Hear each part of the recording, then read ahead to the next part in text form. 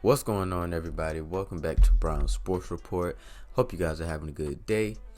Before we get into it, don't forget to leave a like and subscribe. Let us know if you like the vid or not, and let me know down below what you think based on what I talked about today. And subscribe for more. It helps me out. But we're just gonna get right into it.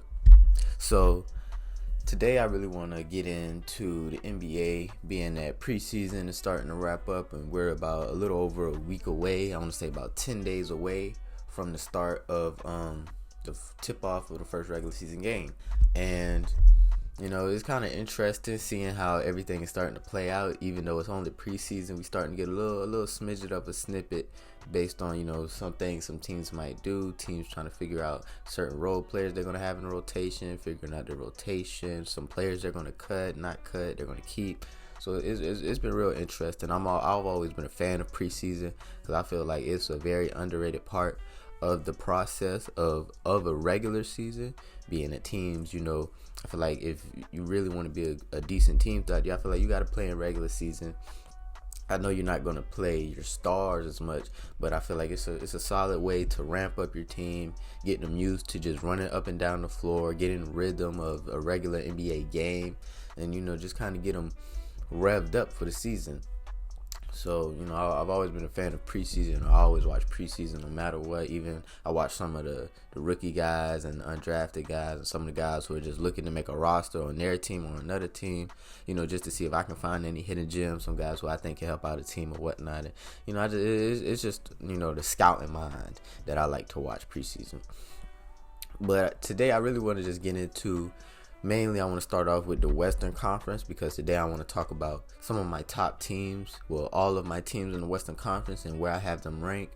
And I'm really just going to be going through my entire Western Conference rankings. And today I'm going to be, giving you where I have them ranked at. I'm going to say where they're ranked. I'm going to say what I liked about them, what I don't like about them, and I'm gonna say what their upside is on the year, and I'm gonna say what their downside is on the year. So, what is their peak throughout the season, and at the very worst, where can they be throughout this year? So, that's pretty much I pretty much explained it. So, let's get right into it. So, firstly, in my Western Conference rankings, I think it's pretty well known and pretty obvious that it's going to be the Denver Nuggets. Number one, I have the Denver Nuggets, the reigning defending NBA champions going into the year.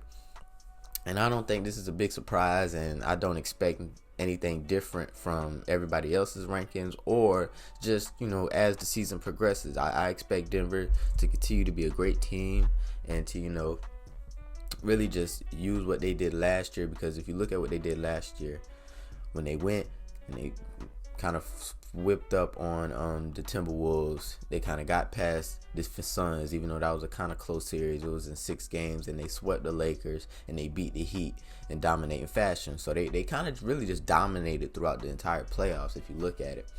And I think it's quite, it's quite intriguing to see how they're able to build off on that momentum, and as they look to go and become back-to-back champions, because I'm pretty sure that's an obvious goal for them. And what I like about this team is I really like their continuity. I really like Jamal Murray, Nikola Jokic, MPJ, Kentavious Caldwell-Pope, and all those guys from top to bottom. They mainly brought a lot of people back, even though they did lose Bruce Brown and they did lose Jeff Green. I still feel that most of the players on that team, they have a lot of continuity. They have some solid depth all around. And I also just, Nikola Jokic and Jamal Murray, that's just a dominant duo, and there's nothing you could do about them two. And I expect them, barring any major injuries, and they're not really injury prone players. I know Jamal Murray had a pretty bad injury that kept him out for like a season and a half, but besides that, he's always been relatively healthy, and I expect that going into this year. So as long as they stay healthy and Nikola Jokic does what he do, Jamal Murray keeps doing what he's do, and MPJ is that star power at the number 3 spot, I expect no difference from them, and I expect them to be the number 1 seed, and if not the number 1 seed, a sure top 3 seed in the Western Conference. And the only reason why they wouldn't be a top 1 seed is because, like I said, some players miss games here and there, or they might start off slow, is what I think. But besides that, I pretty much got the Suns staying at the top. And my downside and where I have them, at the worst case scenario. I think the worst case scenario, in my opinion, is honestly the worst case possible is that they fall to maybe like the 4th, 5th seed or something like that. If they fall to the like 4th or 5th seed, maybe the 5th seed, and they lose home court advantage going into the playoffs. But I highly expect this playoff to be a playoff team and to be a contending team out the West and be one of, if not the best team, which is why I have them ranked number 1. There's not too much I dislike about this team. It's just that as long as they can keep maintaining and doing what they do, I think this should be a pretty easy cruising season. I expect, easily 55 wins, maybe even 60-win season for the Denver Nuggets. Number 2, I have the Phoenix Suns. I got the Phoenix Suns ranked number 2 in my Western Conference rankings because it's really just all the star power they have with Devin Booker, Kevin Durant, and Bradley Beal. Just all those guys, and just the offensive dominance they have at that position, and just how much they're going to be able to put up on the offensive side of the ball.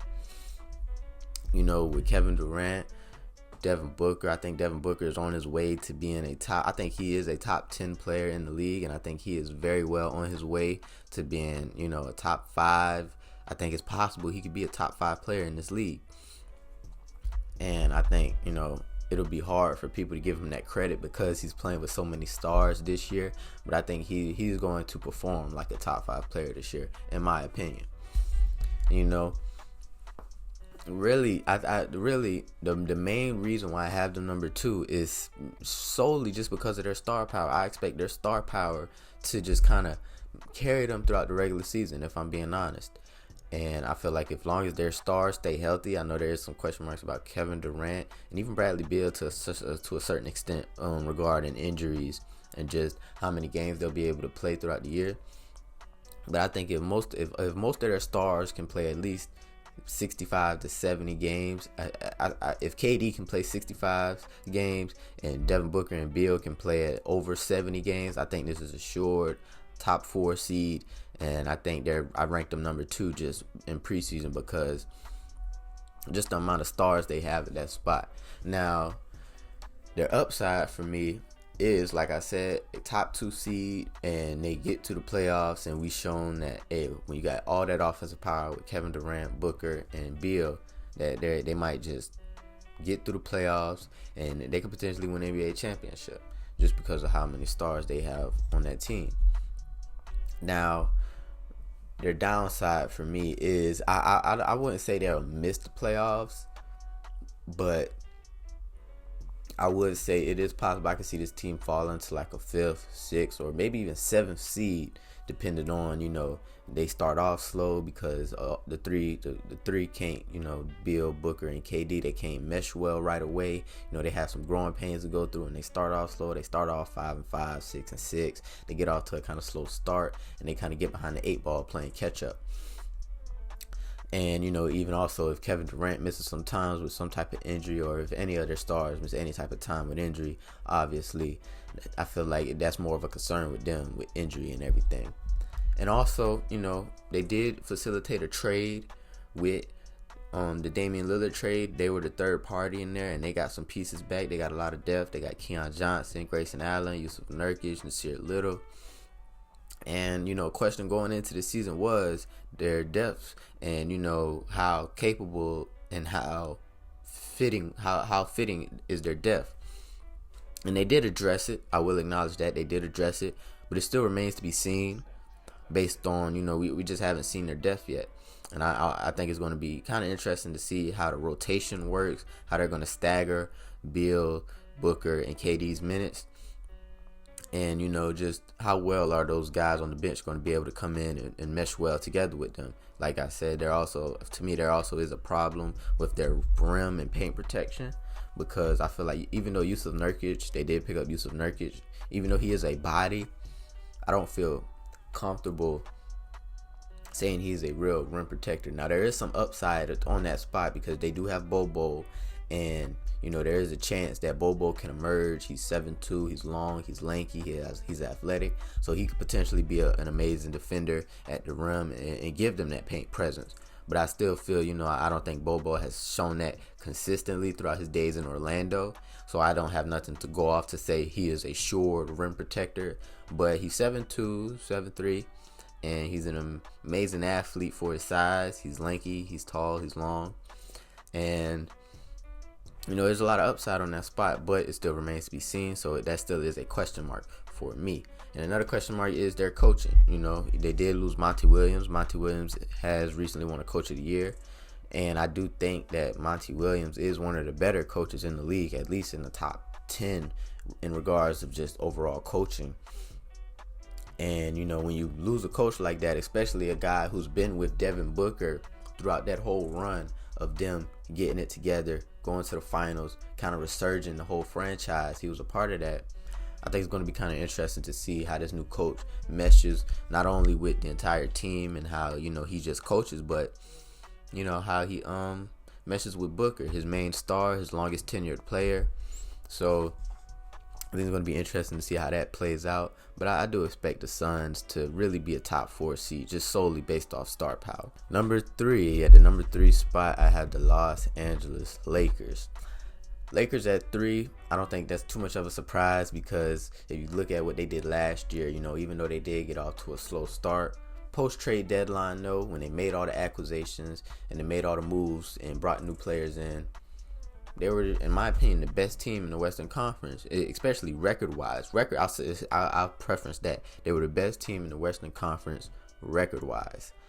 Obviously, Denver was the best team in the Western Conference, but record-wise, throughout the rest of the regular season, they were the best team. I'm pretty sure they went 28-7, 28-8, something like that in the back half of the year.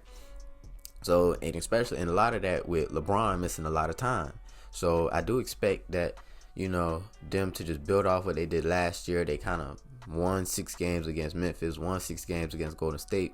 And even though they did end up getting swept by Denver, they still made it to the Western Conference Finals. That is not only that is just a major achievement alone, even though it's not really an achievement because you lost. It's still pretty impressive to make it to your conference finals. But also, if you look at where they were at the beginning of the year and throughout the entire regular season, that is a huge win for them.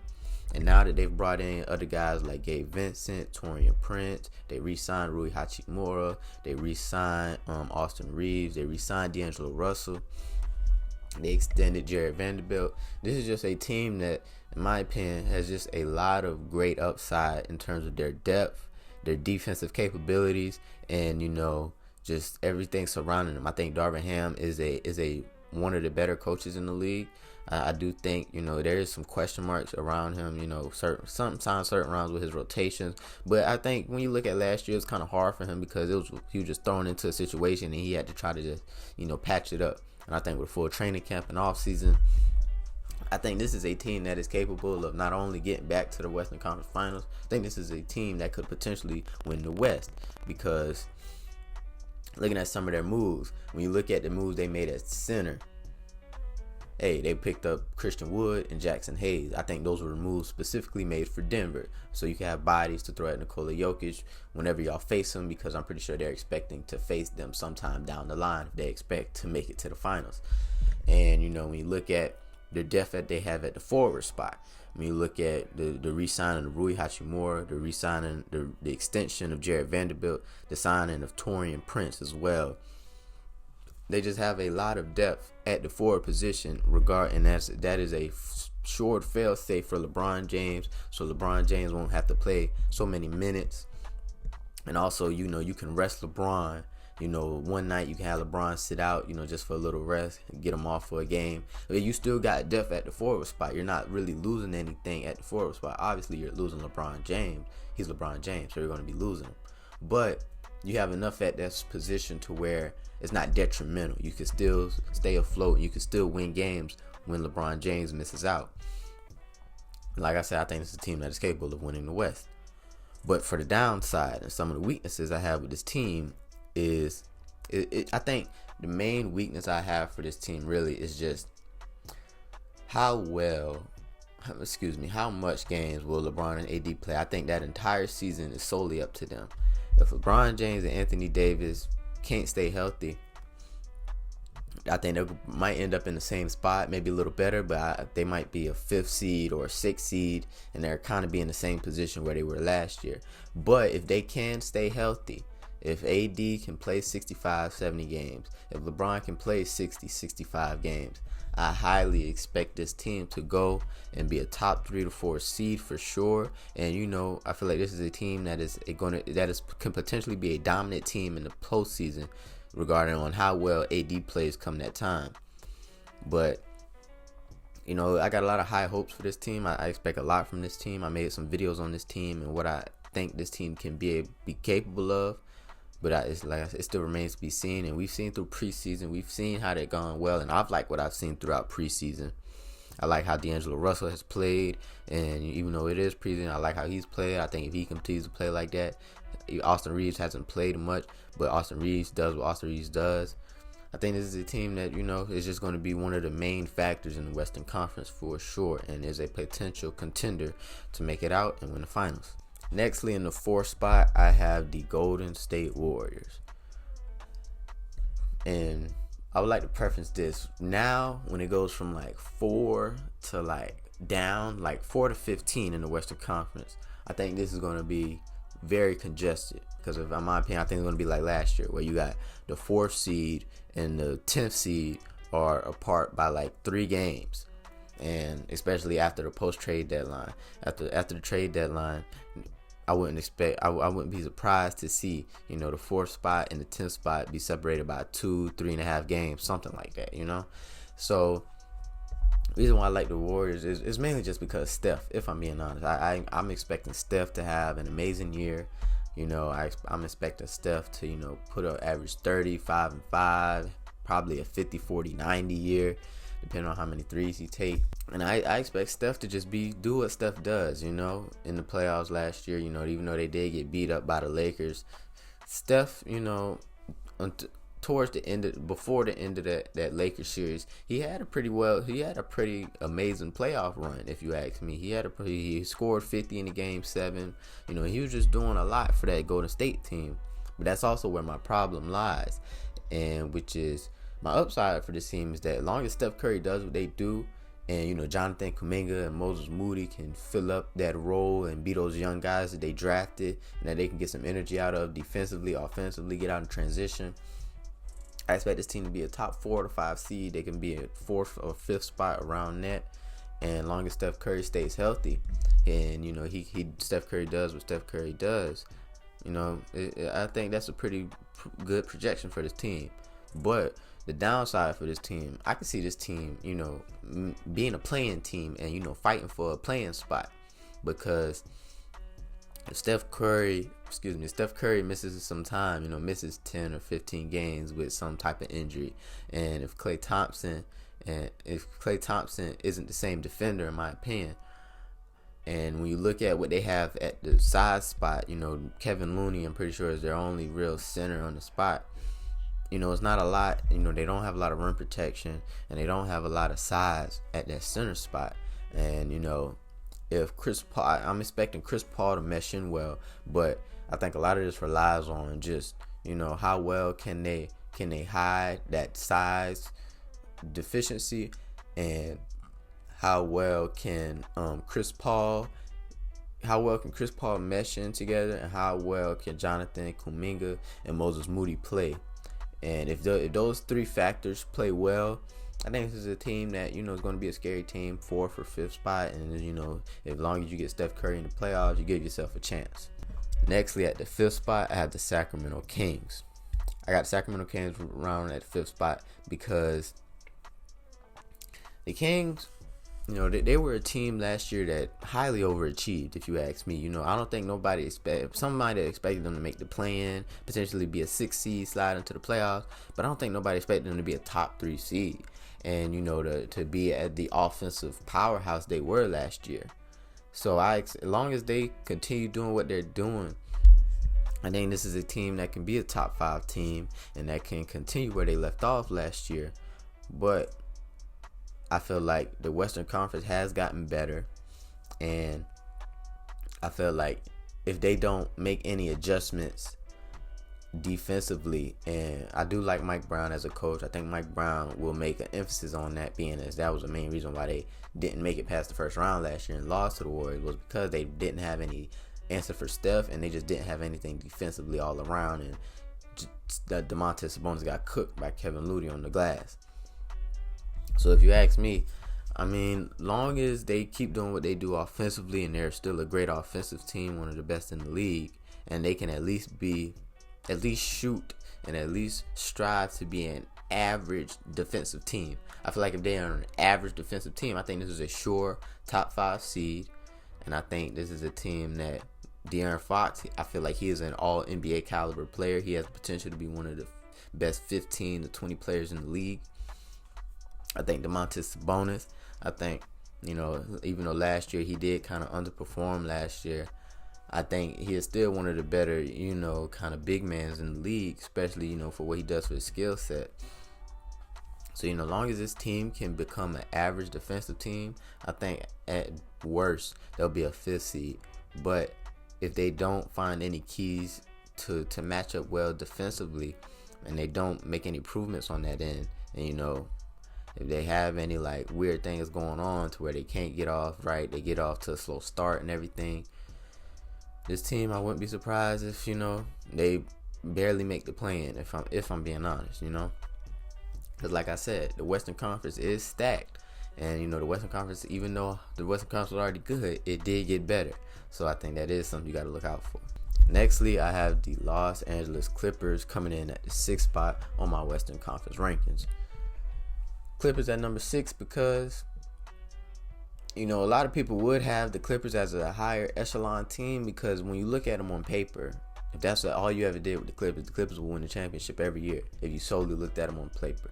They really don't have any deficiencies schematically. They really don't have any, things to where you can point out and say, oh, no, this is what they're bad at. This is what they're not good at. This is a great team. This is schematically and roster and structurally on the roster side of things. This is a great team. But the reason why I have them 6 is because I would bet, I'm sorry to say this, I'm knocking on wood for this, because obviously you don't want any players to miss time, but it's probably a short thing that Kawhi Leonard and Paul George are not going to play every game, and they're probably going to miss a whole bunch of time. I mean, I would be surprised if Paul George and Kawhi Leonard can both play 60 games, 65 games. If they do, I think this is a team that can surpass my expectations at the 6th spot, and they could be a top 3 seed. They could be a top 2 seed. Because they have Russell Westbrook now, who, regardless of what you think about Russell Westbrook from the last couple of years,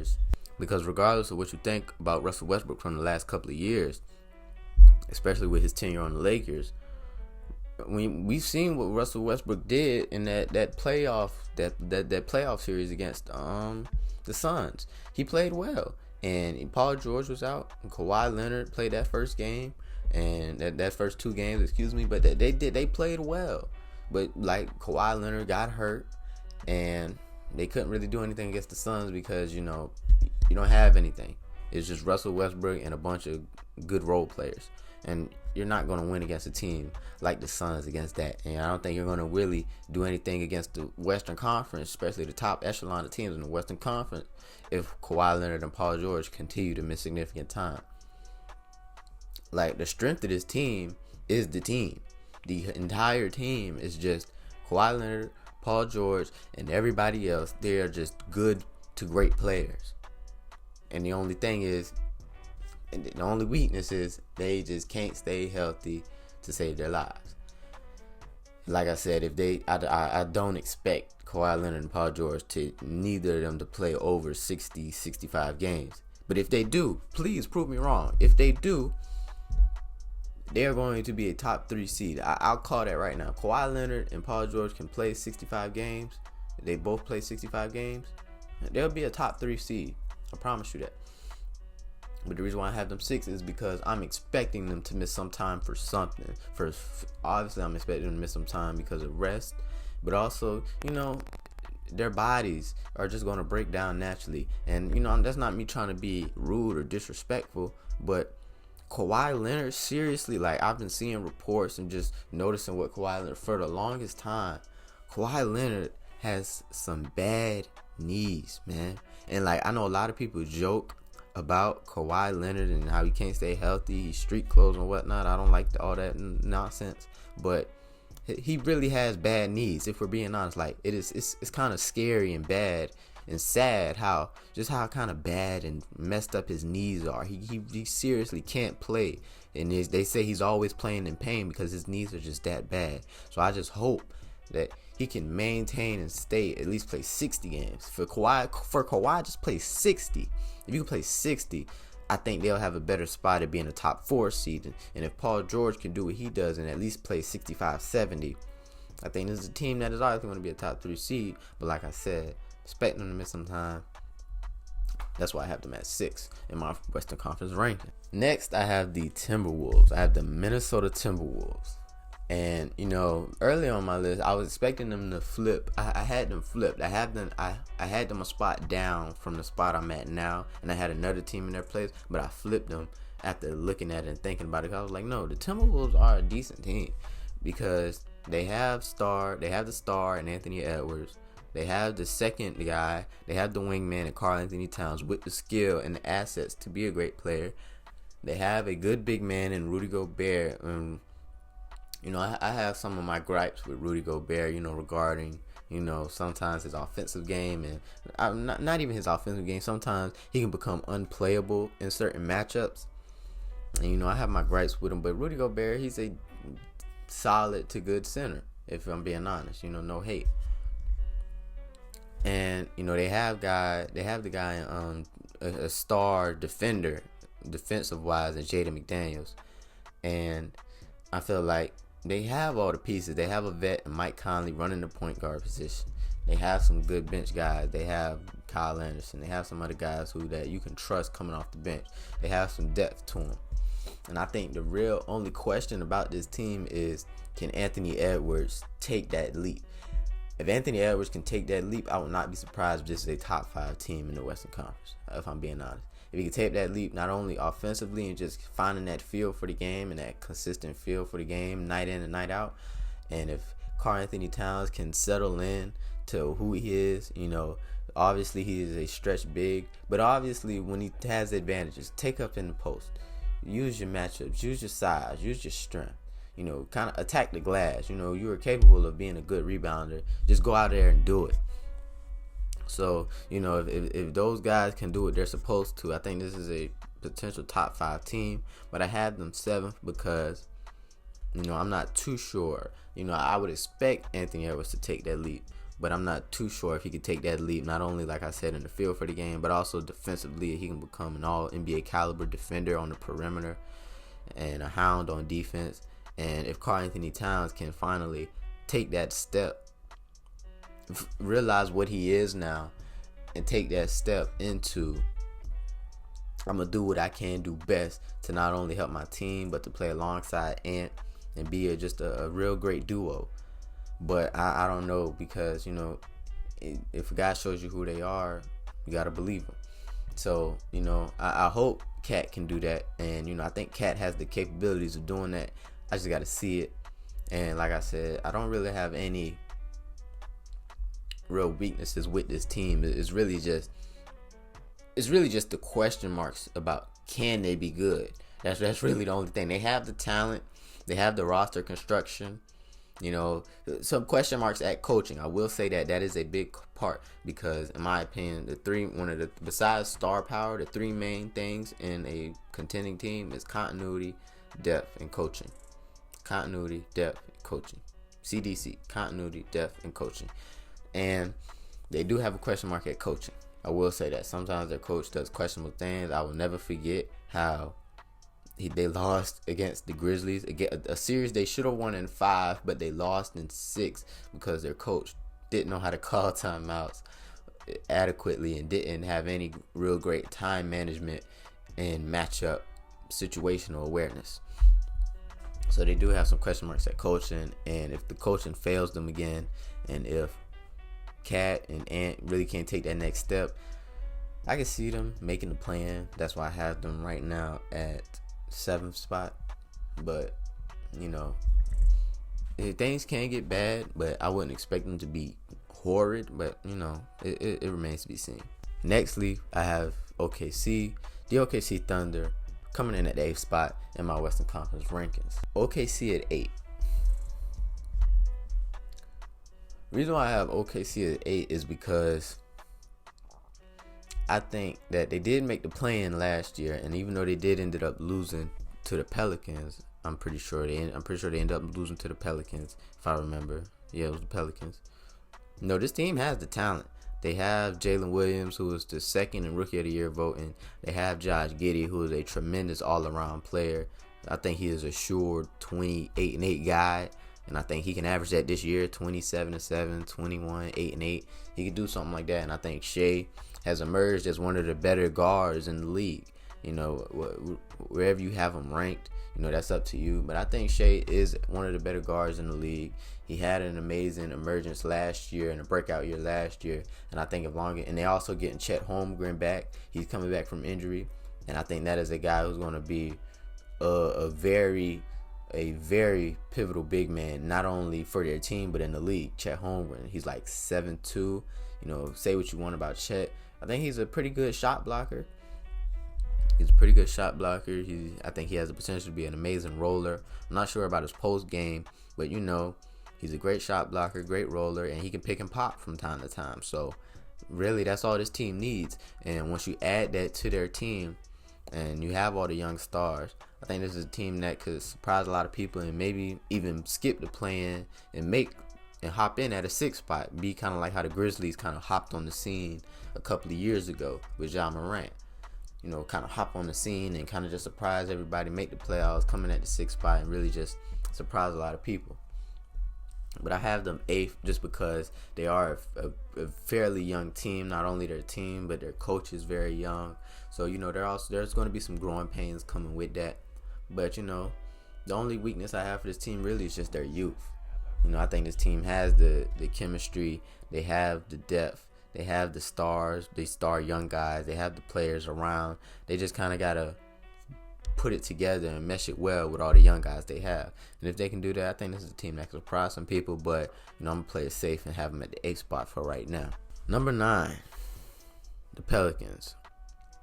And, you know, I think this is one of the bigger swings. I think this is my first big swing when it comes to my rankings. And the reason why, even though they are at number 9, that is still a play-in team. And I wouldn't be surprised if this team misses the playoffs. But like I said, I'm taking a swing, and I think they are capable of making a plan and, you know, being a pretty surefire. Because if you look at what they were last year, I think before Zion got hurt, they were a top 4 seed in the West. And maybe that's me underrating them, even having them at the 9th spot right now. But I'm playing it safe. I still feel like it's a swing because for some reason I feel it in my gut, and I trust my gut a lot when it comes to basketball. Usually I'm right, but I trust my gut a lot when it comes to basketball, and when it comes to just predictions and picks, even in the NFL. But back on track, I just think something is telling me that this team has the potential to be very underwhelming. I don't know. It's something in my gut, and it's just the way I'm looking at this team. It just has the potential. You know, Zion might miss a lot of time for injuries. You know, just overall, for some reason, I can't even say it. You know, I can say what the weaknesses of this team, but the weaknesses aren't so bad besides Zion's injury history to where I can say it's going to be a bad team. But something is telling me that this team is going to underperform greatly this year. But I'm still going to take a swing and keep it safe and have them at the 9th spot, because I do think they have the talent. They have Brandon Ingram. They have Zion. They have C.J. McCollum. They have a big man in Jonas Valanciunas. So, you know, like I said, they have some Herbert Jones. They have Jose Alvarado. So Trey Murphy. They got the talent. They got the pieces. It's just about, and I think Willie Green is an emerging great coach. I think he's a good coach right now, and I think he's emerging as a great coach. And quite honestly, I think that's what he's going to rely on too. Can Willie Green really maximize his team and become a great coach? and can Zion stay healthy. I think if they can do those two things, I think they can surpass my expectations at the 9th spot and become a top 6 seed in the West. So that's what I'll say for right now. But like I said, the downside, I wouldn't be surprised if this team is kind of underwhelming. But like I said, and all the other ones remains to be seen. Okay, at the 10th spot. And the 10th spot was kind of hard for me because the 10th spot was extremely hard for me. I won't go on lie.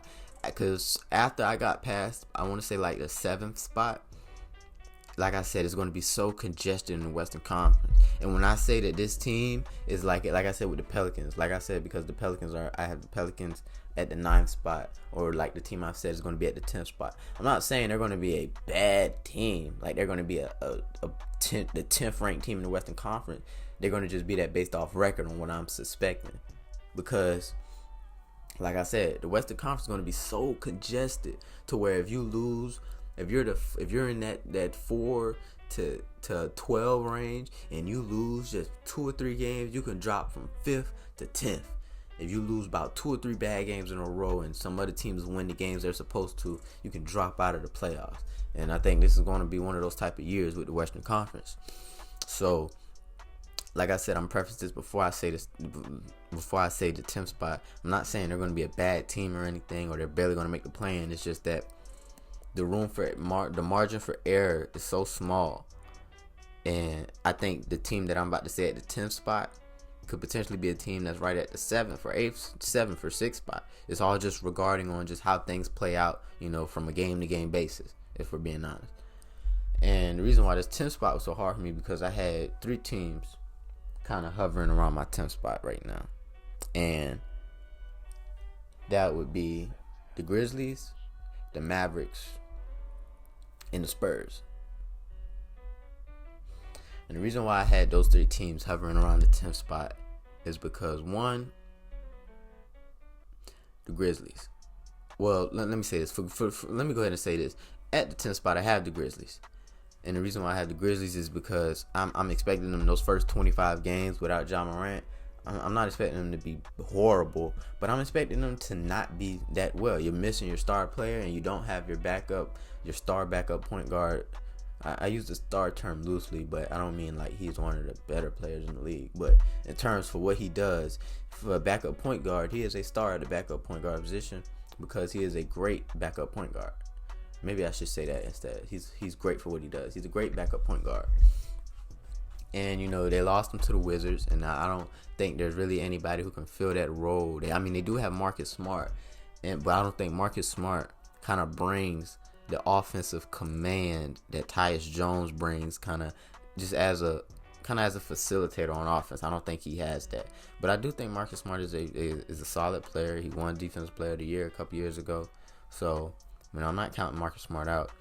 And they did bring in Derrick Rose, and I think that was a nice addition, not only for the team, but just for the city of Memphis.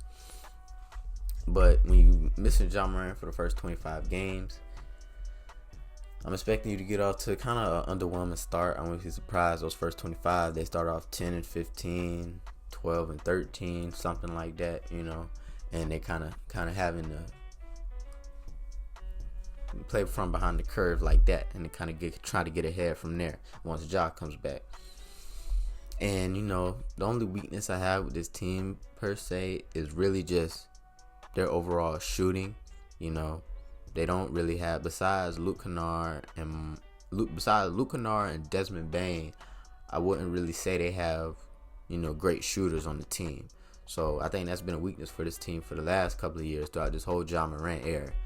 But if they get some better 3-point shooters on this team and get some better catch and shoot guys, or they can try to get better just shooting the ball overall, not even be great, but just overall collectively shoot around 35% as a team throughout the year, I think this team can survive the Ja Morant absence and make the plan. That's where I have them. I don't really have a high upside for this team because it's going to be hard to have a high upside when you are for sure going to miss your star player for a full 25 games, and that's only 25 games at the start of the year. He might miss some other later time due to some injuries and whatnot.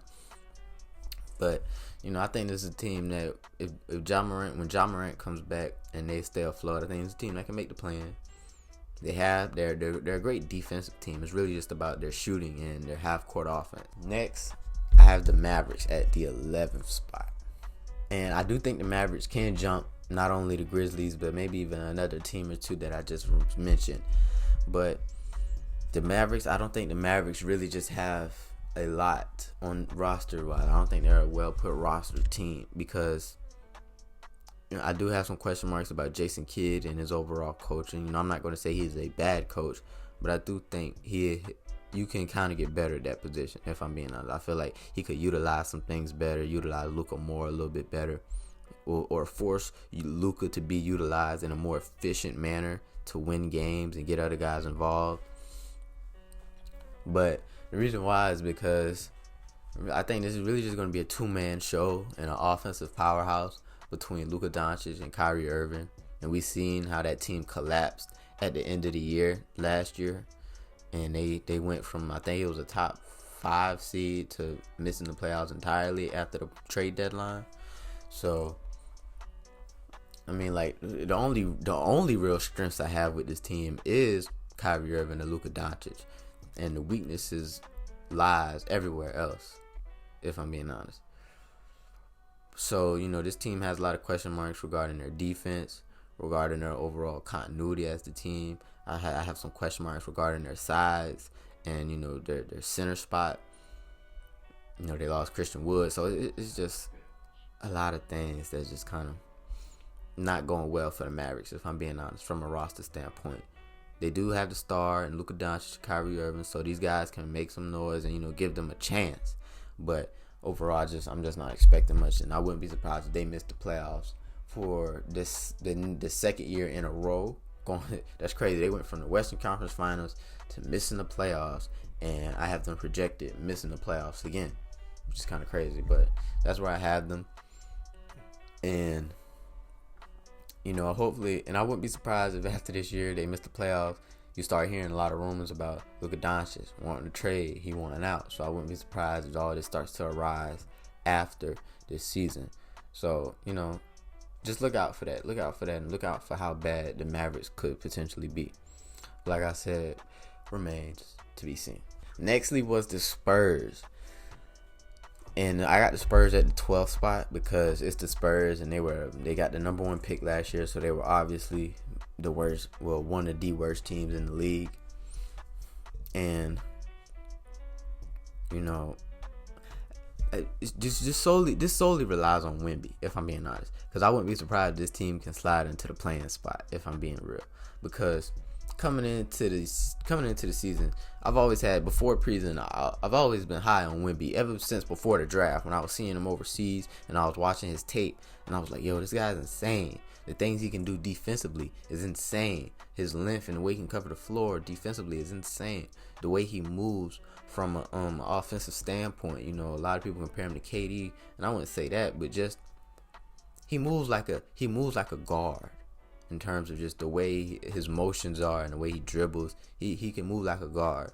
And a lot of people didn't really love him in summer league, but this preseason, man, this preseason has shown that this guy is truly an alien in terms of just how we haven't seen anything like it before, and just you can tell that the league is about to change. I think this season is going to be based on.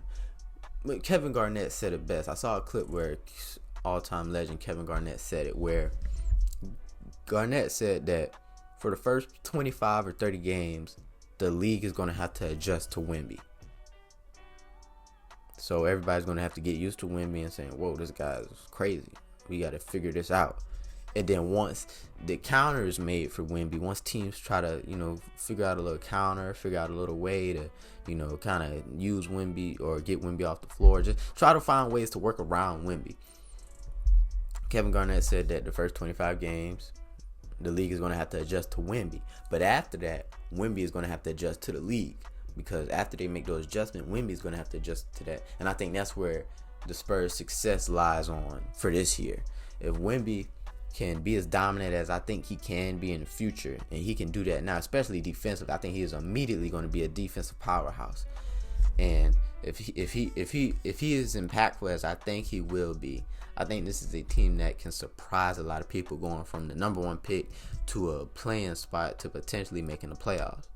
And it solely relies on Wemby. So I don't really have, naturally when you have, a guy is that tall and that lanky, there's a lot of injury concerns. But I'm not too worried injury-wise. Obviously, that is a factor.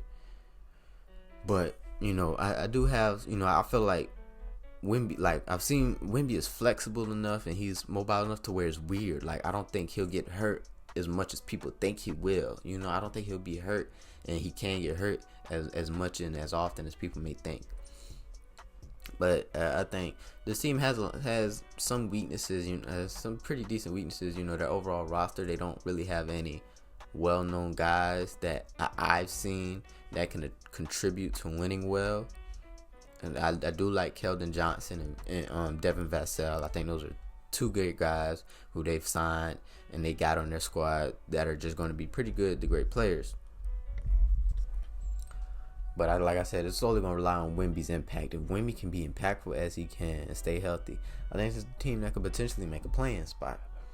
But like I said, remains to be seen. Alright, so for these teams, for these last 3 teams, I'm finna just shoot them down. So, Rockets, Jazz, and Blazers. Reason why I got the Rockets is because I love their new addition with Ime Udoka, adding him as a coach, and they've tried something different by bringing in Jock Landale, bringing in Dylan Brooks, bringing in Fred VanVleet. So it's obvious that they're trying to not only kind of start to build this roster out and fluctuate this roster out, but it's obviously that they're trying to start building a winning culture in Houston. And I like that for Houston. I like that for the team, the organization, and the city. And I think in a couple of years, Houston can be a pretty decent team. But I think the main thing for this year for Houston should be just try to set a culture, start establish. You brought in Ime Udoka, who's a great and I can't find the word for it, but he's a leadership type head coach. He's a coach who has leadership and who has weight and who can move a locker room. And we've seen that what he did with the Celtics. So I think Ime is really just going to be set on this year, just building a culture in the locker room and in the organization, and start planting the seeds of a winning culture, and start to try to just really have these guys improve. I think Alfred Sengun, their center, I think he's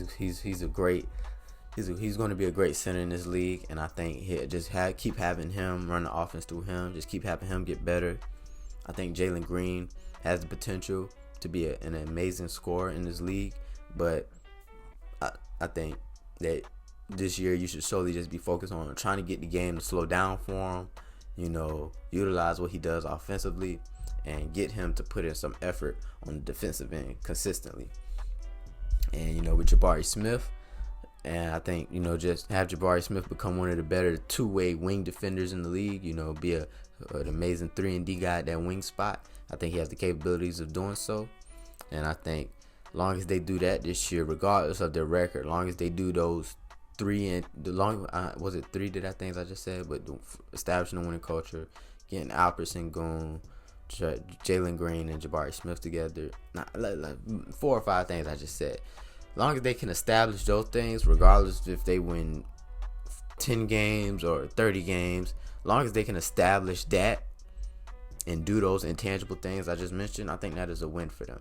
Obviously, you won't be able to you can see it on tape and stuff regarding the way I said I want players to improve, but when it comes to just winning culture and things, it's going to be hard to kind of point that out and say that they did it this year, because it won't show until later on during this era of the Houston Rockets. But I think as long as they do those intangible things and start building on those intangible things for this season, regardless of record, I think that is a win for them if they can do that. And nextly, when I had the Jazz, I think the Jazz right now is you really just want to put guys on the floor and just play, because you have a ton of draft picks coming up. I think next to the Rockets, they have some of the most draft picks in the next like 2-3 years. You got a lot of draft picks. You got some young guys. You got Lauri Markkanen, who won Most Improved Player, and I think it has potential to be one of the better stretch bigs in the league. And I think right now you really don't have. Even though I love Lauri Markkanen, I think Lauri Markkanen is a great and tremendous stretch big. You don't have a guy. If I'm being honest, like you got Lauri Markkanen who's good, but you don't have that guy to where you can say, okay, this is who we're building off of. Even though we're going to be bad, this is who we're building this franchise off of. And I don't know if the Jazz are ready to say Lauri Markkanen is the guy we're going to build off of. I think he is a great piece, and a great piece that could potentially be to that next guy. But I don't think Lauri is that guy at the current moment. But remains to be seen. I think right now for the Jazz, you're really just trying to get through the year. Just hurry up and get through the year so you can go into the draft and try to find some guys you can draft and, once again, just start drafting and building this roster up. And like I said, lastly, the Blazers. I think the Blazers would be better than the Jazz. I don't know why I had them last. So kind of swap the Jazz and the Blazers from what I said. I think they added DeAndre Ayton. They still got Anthony Simons, even though they lost Damian Lillard in the trade. They got Anthony Simons still, who I think is one of the better young guards in the league. I'll say that. One of the more underrated young guards in the league. And they got Scoot Henderson, who number 2 pick. We all expect and we all know what his potential can be, just kind of as a running floor general point guard. So long as, like I said, the same thing, kind of same situation with the Rockets and the Jazz. Just kind of get through the year, develop Scoot Henderson, start having Anthony Simons get better and better and start breaking out. Utilize DeAndre Ayton and just like I said, just start building that winning culture. You got some pieces. Start building that winning culture. Start establishing what you want to do as an organization, as a roster. Start resetting this franchise, because that was what you did with trading Damian Lillard. So you hit the reset button, and now you're resetting it and building those building blocks. And that way, to where later down the line, about 3 to 6 years from now, we can say, wow, like this team has adequately built their team. And I think for those bottom 3 teams, that's really what they should. That's really what they should be focused on for right now. But that's it for my Western Conference rankings. Let me know down below what you think about what teams I have them ranked. Let me know if you felt like I ranked a team too high, I ranked a team too low. Tell me what teams you like that I ranked just right. I like to know when I'm right. But just let me know everything you think about my rankings. So if you stay tuned, because I will post my Eastern Conference rankings later in the week. So stay tuned for that. And, that's all it'll do for today. I hope you guys have a great day, and I hope you enjoy. This is Brown Sports Report. Once again, my name is Ojari Brown. Peace out. Love.